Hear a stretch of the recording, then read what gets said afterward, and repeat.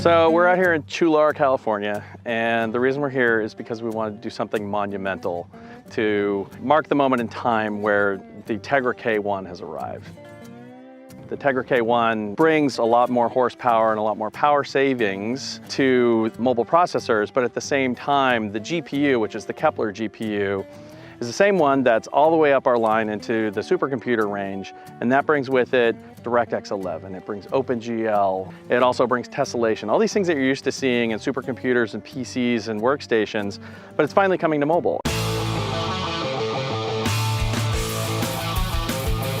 You know, the fact that we've made advancements on so many fronts made us come up with the tagline, impossibly advanced.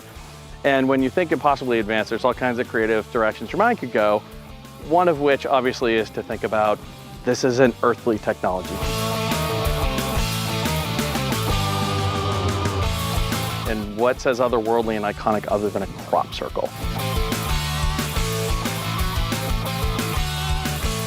Crop circles have always had an attachment to UFO mythology. I belong to a long tradition of artists who work with artworks that borderline on the paranormal, that involve artists that perform anonymously and invisibly.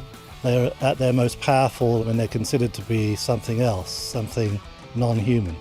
This project for us was kind of interesting because the lead time usually is a month or 2 months just to get everything in place, to find the field, to do the diagrams. And the lead time on this was 2 weeks or something, kind of in the lead up to Christmas as well, which is just like slightly insane.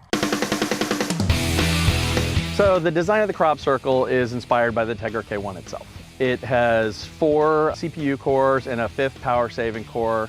It also has 192 GPUs. These are the Kepler GPUs. We've created a stylized version of that, which the circle makers have imprinted into the ground. In the center of it, what we would call the field of GPUs, they actually spell out 192 in Braille.